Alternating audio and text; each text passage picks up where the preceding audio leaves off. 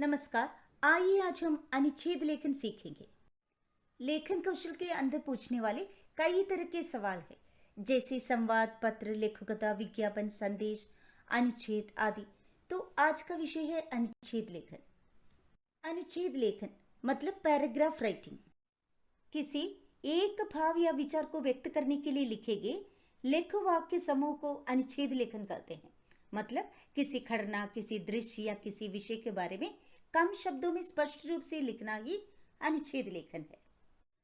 ध्यान में रखिए, अनुच्छेद लेखन 5 अंक का होता है। विकल्प के साथ मतलब ऑप्शन या चॉइस के साथ आता है और शब्द सीमा वर्ड लिमिट 80 to 100 वर्ड्स है।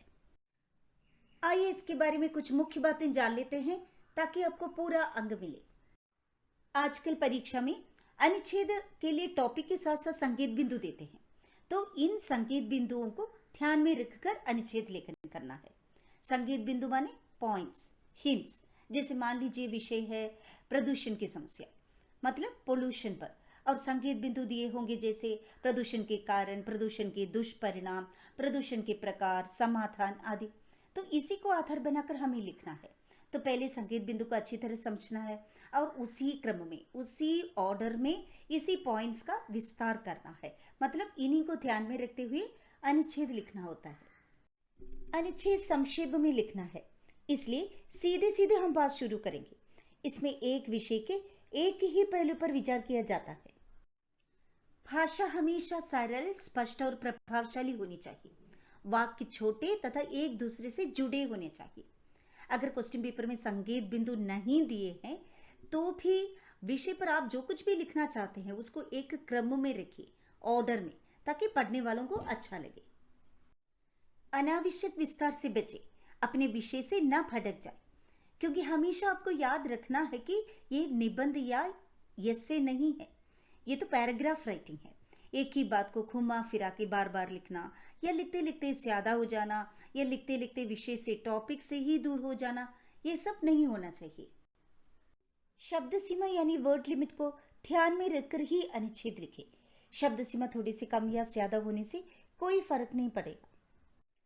अनुच्छेद को प्रभावशाली और रोचक बनाने के लिए विषय से संबंधित सूक्ति अथवा कविता की पंक्तियों का प्रयोग भी कर सकते हैं। उदाहरण के लिए मान लीजिए विषय है समय का सदुपयोग, तो आप लिख सकते हैं जैसे काल करे सो आज कर, आज करे सो आप, पल में परले होएगी बहुरी करेगा कब।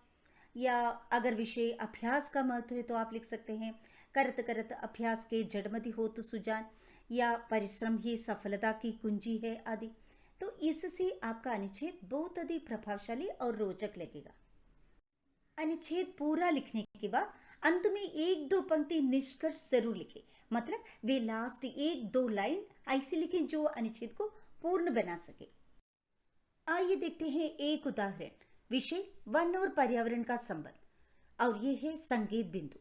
अनुच्छेद वन और पर्यावरण का बहुत गहरा संबंध है। वन जीवनदायक है। वन ही नदियों, झरनों और अन्य प्राकृतिक जल स्रोतों के भंडार है। वनों से हमें लकड़ी, फल, फूल, खाद्य पदार्थ, गोंद आदि प्राप्त होते हैं। जैसे जैसे उद्योगों की संख्या बढ़ रही है, शहरीकरण हो रहा है, वैसे वैसे वनों की आवश्यकता और बढ़ती जा रही है। वन संरक्षण एक कठिन एवं महत्वपूर्ण काम है। इसमें हर व्यक्ति को अपना योगदान देना होगा। अपने घर, मोहल्ले में, नगर में अत्यधिक संख्या में वृक्षारोपण को बढ़ाकर इसको एक आंदोलन के रूप में आगे बढ़ाना होगा। तभी हम अपने पर्यावरण को स्वच्छ रख पाएंगे। उदाहरण के बाद अब लीजिए अभ्यास के लिए 3 सवाल। आशा है व्याख्या, मुख्य बातें, उदाहरण और अभ्यास के बाद अनुच्छेद लेखन आपको समझ में आया होगा। इसी प्रकार के वीडियोस के लिए सब्सक्राइब और लाइक जरूर करें। तो फिर मिलेंगे। मैं डॉक्टर CR बीना। धन्यवाद।